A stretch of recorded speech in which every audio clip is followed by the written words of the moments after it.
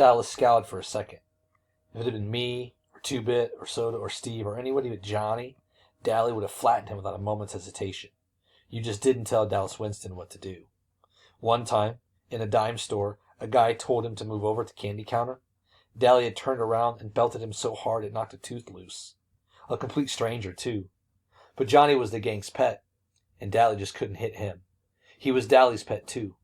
Dally got up and stalked off, his fists jammed in his pockets and a frown on his face. He didn't come back. Cherry sighed in relief. Thanks. He had me scared to death. Johnny managed an admiring grin. You sure didn't show it. Nobody talks to Dally like that. She smiled. From what I saw you do. Johnny's ears got red. I was still staring at him. It had taken more than nerve for him to say what he'd said to Dally. Johnny worshipped the ground Dallas walked on, and I had never heard Johnny talk back to anyone, much less his hero. Marcia grinned at us. She was a little smaller than Cherry. She was cute, but that Cherry Valance was a real looker. You all sit up here with us. You can protect us. Johnny and I looked at each other. He grinned suddenly, raising his eyebrows so they disappeared under his bangs. Would we ever have something to tell the boys? His eyes said plainly. We had picked up 2 girls, and classy ones at that. Not any greasy broads for us, but real socias.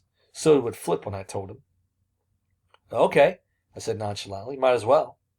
I sat between them, and Johnny sat next to Cherry. How old are y'all? Marcia asked. 14, I said. 16, said Johnny. That's funny, Marcia said. I thought you were both 16, Cherry finished for her. I was grateful. Johnny looked 14, and he knew it, and it bugged him something awful. Johnny grinned. How come y'all ain't scared of us like you were Dally? Cherry sighed. You 2 were too sweet to scare anyone. First of all, you didn't join in Dally's dirty talk, and you made him leave us alone. And when we asked you to sit up here with us, you didn't act like it was an invitation to make out for the night. Besides that, I've heard about Dallas Winston, and he looked as hard as nails and twice as tough, and you 2 don't look mean. Sure, I said tiredly. We're young and innocent. No, said Cherry slowly, looking at me carefully. Not innocent. You've seen too much to be innocent, just not dirty. Dally's okay, Johnny said defensively, and I nodded. You take up for your buddies no matter what they do. When you're a gang, you stick up for the members. If you don't stick up for them, stick together, make like brothers, it isn't a gang anymore, it's a pack. A snarling, distrustful, bickering pack like the Socias in their social clubs, or the street gangs in New York, or the wolves in the timber. He's tough, but he's a cool guy. He'd leave you alone if he knew you, I said. And that was true. When Steve's cousin from Kansas came, Dally was decent to her and watched his swearing. We all did around nice girls who were the cousinly type. I don't know how to explain it. We try to be nice to the girls we see once in a while, like cousins or the girls in class, but we still watch a nice girl go by on a street corner and say all kinds of lousy stuff about her. Don't ask me why. I don't know why. Well, Marcia said with finality, I'm glad he doesn't know us. I kind of admire him, Cherry said softly, so only I heard. And then we settled down to watch the movie. Oh yeah, we found out why they were without a car. They'd come with their boyfriends, but walked out on them when they found out the boys had brought some booze along. The boys had gotten angry and left. I don't care if they did, Cherry said, annoyed. It's not my idea of a good time to sit in a drive-in and watch people get drunk. You could tell by the way she said it that her idea of a good time was probably high class and probably expensive. They decided to stay and see the movie anyway. It was one of those beach party movies with no plot and no acting, but a lot of girls in bikinis and some swinging songs, so it was all right. We were all 4 sitting there in silence when suddenly a strong hand came down on Johnny's shoulder and another on mine, and a deep voice said, Okay, Greaser, you had it. I almost jumped out of my skin. It was like having someone leap out from behind the door and yell boo at you. I looked fearfully over my shoulder, and there was Two-Bit, grinning like a Chessy cat. Glory, Two-Bit, scared us to death. He was good at voice imitations, and it sounded for all the world like a snarling Soc. Then I looked at Johnny. His eyes were shut, and he was white as a ghost. His breath was coming in smothered gasps. Two-Bit knew better than to scare Johnny like that. I guess he'd forgotten. He's kind of scatterbrained. Johnny opened his eyes and said weakly, Hey, Two-Bit. Two-Bit messed up his hair. Sorry, kid, he said. I forgot. He climbed over the chair and plopped down beside Marcia. Who's this, your great aunts? Great-grandmother's twice removed, Cherry said smoothly. I couldn't tell if Two-Bit was drunk or not. It's kind of hard to tell with him. He acts boozed up sometimes, even when he's sober. He cocked one eyebrow and the other down, which he always does when something puzzles him or bothers him, or when he feels like saying something smart. Shoot, you're 96 if you're a day. I'm a night, Marcia said brightly. Two-Bit stared at her admiringly. Brother, you're a sharp one. Where'd you two ever get to be picked up by a couple of greasy hoods like Pony and Johnny? We really picked them up, Marcia said. We're really Arabian slave traders, and we're thinking about shanghaiing them. They're worth 10 camels apiece at least. 5, Two-Bit disagreed. They don't talk Arabian. I don't think. Say something in Arabian, Johnny Cake. Oh, cut it out, Johnny broke in.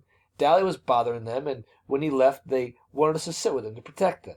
Against wisecracking greasers like you, probably. Two-Bit grinned because Johnny didn't usually get sassy like that.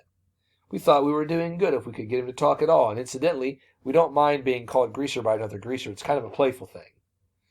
Hey, where is old Dally anyways? He went hunting some action, booze or dames or a fight. I hope he don't get jailed again. He just got out. He'll probably find the fight, Two-Bit said cheerfully. That's why I came over.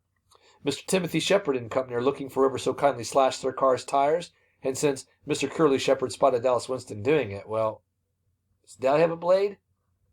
Not that I know of, I said. I think he's got a piece of pipe, but he busted his blade this morning. Good. Tim will fight fair if Dally don't pull a blade on him. Dally shouldn't have any trouble. Cherry and Marcia were staring at us. You don't believe in playing rough or anything, do you? A fair fight isn't rough, Two-Bit said. Blades are rough, so are chains and heaters and pool sticks and rumbles. Skin fighting isn't rough. It blows off some steam better than anything. There's nothing wrong with throwing a few punches. Socials are rough. They gang up on one or two, or they rumble each other with their social clubs. Us greasers usually stick together, but when we do fight among ourselves, it's a fair fight between two. And Dally deserves whatever he gets, 'cause slashed tires ain't no joke when you've got to work to pay for 'em. He got spotted too, and that was his fault. Our one rule, besides stick together, is don't get caught. He might get beat up, he might not. Either way, there's not going to be any blood feud between our outfit or Shepard's. If we needed them tomorrow, they'd show. If Tim beats Dally's head in, and then tomorrow asks for us to help in a rumble, we'll show. Dally was getting kicks. He got caught. He pays up. No sweat. Yeah, boy, Cherry said sarcastically. Real simple. Sure, Marcia said, unconcerned. If he gets killed or something, you just bury him. No sweat. You dig okay, baby? Two-Bit grinned and lit a cigarette. Anyone want a weed? I looked at Two-Bit admiringly. He sure put things into good words. Maybe he was still a junior at 18 and a half, and maybe his sideburns were too long, and maybe he did get boozed up too much, but he sure did understand things. Cherry and Marcia shook their heads at his offer of cigarettes, but Johnny and I reached for one. Johnny's color was back, and his breathing was regular, but his hand was shaking ever so slightly. A cigarette would steady it. Pony boy, will you come with me to get some popcorn? Cherry asked. I jumped up. Sure, y'all want some? I do, said Marcia. She was finishing the Coke Dally had given her. And I realized then that Marcia and Cherry weren't alike. Cherry had said she wouldn't drink Dally's Coke if she was starving, and she meant it. It was the principle of the thing, but Marcia saw no reason to throw away a perfectly good free Coke. Me too, said Two-Bit. He flipped me a 50-cent piece. Get Johnny some too, I'm buying, he added, as Johnny started to reach into his jeans pocket. We went to the concession stand, and as usual, there was a line a mile long, so we had to wait. Quite a few kids turned to look at us. You didn't see a Kid Grease and a Sochi cheerleader together often. But Cherry didn't seem to notice. Your friend? The one with the sideburns, he's okay? He ain't dangerous like Dallas, if that's what you mean. He's okay. She smiled and her eyes showed that her mind was on something else. Johnny, he's been hurt bad sometime, hasn't he? It was more of a statement than a question. Hurt and scared? It was the Socs, I said nervously, because there were plenty of Socs milling around, and some of them were giving me funny looks, as if I shouldn't be with Cherry or something, and I don't like to talk about it either. Johnny getting beat up, I mean. But I started in, talking a little faster than I usually do, because I don't like to think about it either. It was almost 4 months ago.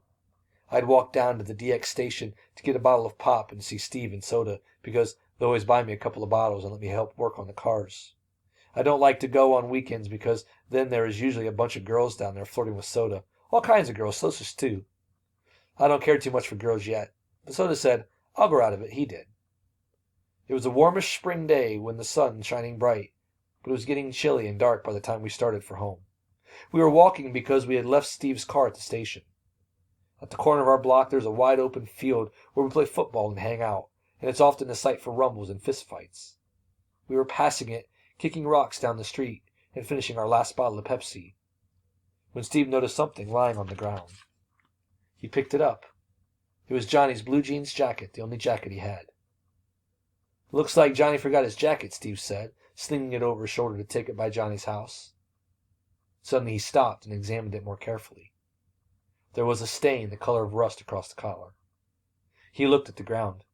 There were some more stains on the grass. He looked up and across the field with a stricken expression on his face.